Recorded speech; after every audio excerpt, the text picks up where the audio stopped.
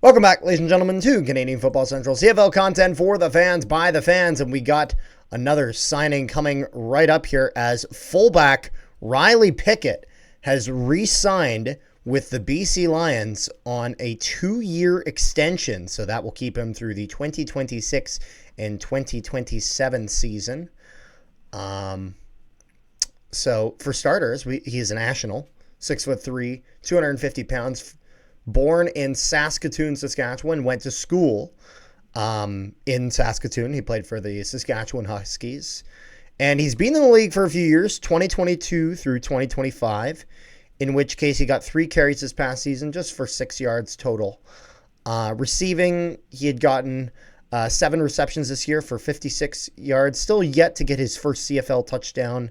But with him re-signing on a 2-year deal, kind of similar to the Haggerty move, this almost seems like trying to take guys that have maybe played some more special teams roles or played more backup roles, keep them in the system for years in hopes that they can eventually really shine in a larger role. Does that kind of seem like would you agree that that's kind of what this move looks like? That's kind of what it looks like to me. You know what I mean?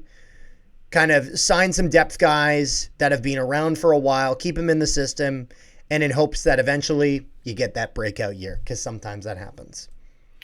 I mean, he's fullback. I mean, what besides protection? Let's be honest. Besides protection, what does fullback really do? That's a great question, because protection really, you know what is, I mean? Like fullback is he is basically one of 2 things for the most part. He's going to be your lead blocker on running plays, and on passing plays, he's an extra guy in the backfield. You know what I mean? He's kind of that last line of defense in front of Nathan Rourke. No, I know that. And but if he can, he doesn't even need to stop the defensive line. Even if he could just guide a defensive line outwards to allow Nathan Rourke an outlet, that is going to be the majority of his role. However, and fullback is an important position. It is. It's an important position in the backfield. I am curious if they ever decide to if Buck Pierce's offense ever decides to utilize a fullback a bit. Just in the sense of there were times when in Winnipeg, when they, Zach Collaros faked that handoff for Brady Oliveira and Michael Chris Ike would be running that ball down the field. Was not very often, but it did happen occasionally. So I'm curious if they re-sign James Butler, because do they view this as a good connection with James Butler, and does that keep James Butler around? So the thing is, regardless if James Butler comes back or not, it has nothing to do with Pickett, because you have Horvath that would be the next man up. Oh, I know. I'm not talking in regards of him taking James Butler's spot. I'm saying is that if you're a lead blocker, there has to be at least some chemistry between your running back and your fullback. You know what I mean? Like your halfback, your fullback. Yeah, but the thing is, does any team even have a fullback anymore? Bombers do. Michael Chris Ike. Yeah, but Chris Ike was more of a running back than he was a fullback. When he was in university, he was a running back. Oh, you guys didn't want to cut him, so you guys put him as fullback. Well, hold on a second. That's a little bit different, though. When you're talking guys there, you have to realize that majority of fullbacks kind of start as running backs. Because, if I just go to Chris Ike's stats, just for context, okay? Yeah. 26 years old. He's from Delaware State, born in Hamilton. He had played 2 seasons with the Bombers. In his 2 seasons, in which case he had started all of last year, okay? He had 4 carries the entire season. So he very much was a fullback, you know what I mean? He was predominantly blocking. Now, I will say I do agree that is a position that is very, it's not a dead position. It just really depends on what kind of offense your offensive coordinator is running. Some will utilize a fullback, some of them won't. You know what I mean?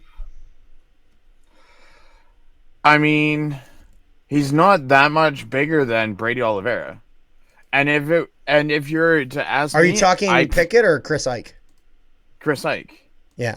I mean, if you took, and I know we're talking about Pickett here, but I mean, if you took, say, the Matthew Peterson or Chris Ike, you could turn either one of them into a running back. Yep. It's just No, that's true. three Well, because teams not again, carry 4 running backs, so you might as well. yep. Well, and that's fullback. where guys usually, you know what it is. Fullback is kind of that entry level position. That's where it's like, you know what it is. It's like if you want to make it like, let's say you want to be a linebacker. Okay, let's say you're a linebacker. Yeah. You make it onto a team if you're on the practice roster, what's your goal? Get to the main roster. When you get to the main roster, do they throw you on? No, they don't. They throw you on special teams. They throw you on kickoff. They throw you on kickoff return. They throw you on the punt team. That's where you get your reps. So you earn your way on to eventually having that linebacker spot. In the regards of running backs, sometimes that can be guys that are returners. Sometimes that's usually not. Usually those are like DBs and whatnot that kind of play return. But sometimes it's running backs, depending on the style of running back. Usually a speed back, not a full power back. But in regards to why is I was about to say, hold on a second. I just realized something screwed up with my mic. I don't know why. There we go. I got it figured out. Just the foam thing came off. But what I was saying is, when it comes to what is the entry level position for running back, it's fullback. You know what I mean? Show that you can get those blocks up. Show that you can be a durable player. And if so, and if need be, and we need to call you in at running back, then we can. Again, not that it's expected. Again, if Butler went down, Horvath was the guy they were going to go with. Xander Horvath, 6'3", 230 pounds. He is an American who went to Purdue. He's gonna be the guy they go with. But James Butler was absolutely their starter. And I expect that he'll probably stick around and probably continue, but we'll have to see. But with this signing here, I think that's generally a good move, as the success of a running back, there is a link between that and the fullback. The same way there's a link between that and the offensive line, in the sense of you can have the best running back in the world, but if you have an O-line that can't open up a hole for shit, then it doesn't mean anything. You know what I mean? If a running back is able to get a good amount of rushing yards, that bodes well on a few things. Firstly, that bodes well on the running back himself, obviously. That bodes well on the offensive line. But the position that we don't talk about a lot is that fullback position, is that lead blocker, is that extra guy who's going through and taking the middle linebacker to give him an option to peel out once he gets through that line. You know what I mean?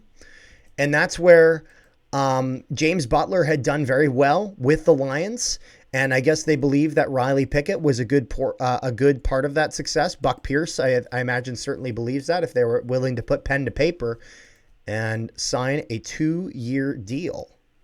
So, all in all, what do you think of this? Anything else you got, Rick? Not really.